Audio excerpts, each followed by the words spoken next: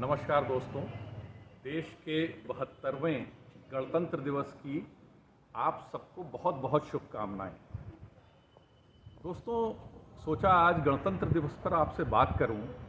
ये गणतंत्र मतलब हमने सबसे पहली बार संप्रभुता हासिल की। सब कुछ अपना, संविधान अपना, सब कुछ अपना।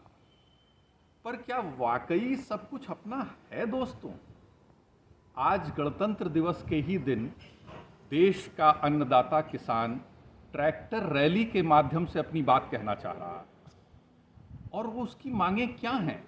उसकी मांगें सिर्फ इतनी हैं सरकार से कि जो एमएसपी है उसको आप लीगल जामा पहनाइए, उसको इन राइटिंग ले आइए कि एमएसपी से नीचे पर कोई खरीद नहीं होगी।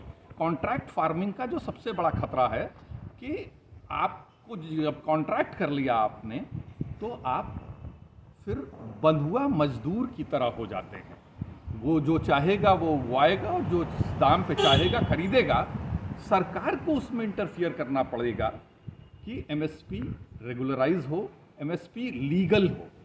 और दूसरी चीज़, लीगल रिस्कोर्स को, लीगल रेमेडी को ऑप्ट करने का आपके पास कोई जरिया नहीं है।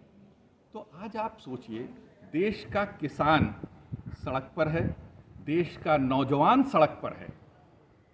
करोड़ों नौकरियां देने का वायदा करने वाली सरकारों में आज के समय में जो सबसे बड़ी एम्प्लॉयर रेलवे है, उसमें 30% से ज़्यादा नौकरियां कट कर दी गई। अगले 3 साल तक कोई नौकरी नहीं आएगी। सब कुछ प्राइवेटाइज किया जा रहा है। जो लोग अभी ये लोग नहीं समझ पा रहे हैं कि प्राइवेटाइजेशन के जो खतरे हैं, वो आप जा करके अपने उन दोस्तों से पूछिए जो प्राइवेट जगहों पर काम कर रहे हैं। आपको पता है दोस्तों, लेबर लॉज को ख़त्म कर दिया गया। जो 8 घंटे का लेबर और उसके बाद ओवर टाइम, ये बाहर की कंपनियों को लाने के लिए लेबर लॉज को रिलैक्स किया गया।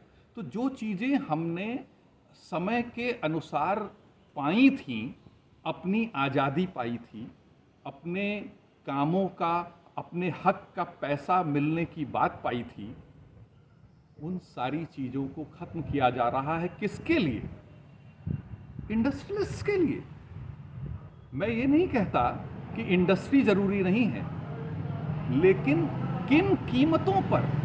और कीमतों से याद आया दोस्तों, इस पूरे समय में, इस कोरोना काल में आपने देखा होगा आटे की कीमत बढ़ कर के 40-45 रुपया किलो, साधारण आटा।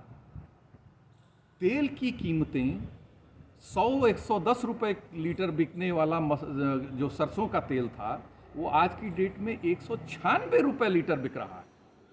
जब अभी ये कृषि कानून लागू नहीं हुए तब ये स्थिति है। आपने कृषि कानूनों में भंडारण की व्यवस्था बना दी।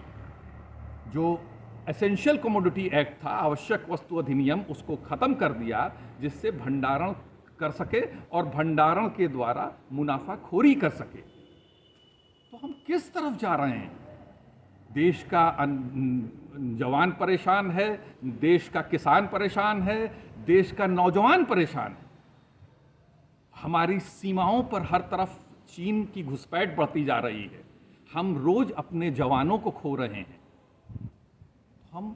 हमने सरकारें चुनी इसलिए कि हमारी नुमाइंदगी बेहतर तरीके से हो और हम अपने जीवन को बेहतर तरीके से जी पाएं, समाज का हर वर्ग सुरक्षित हो, स्वस्थ हो, प्रसन्नचित हो। लेकिन हो क्या रहा है? सिर्फ आखिरी में एक शेर के साथ अपनी बात समाप्त करना चाहूँगा कि जिस खेत से दहका को मयस्सर न हो रोजी, उस खेत के हर खोशे गंदुम को जला दो। आइए दोस्तों, हम एक बार फिर संप्रभु समाज की लड़ाई पुनः अपने ही देश में लड़ें और इन भ्रष्ट लोगों से निजात पाएं, इन काले कृषि कानूनों से निजात पाएं और गलत के खिलाफ खड़े हों। जय हिंद।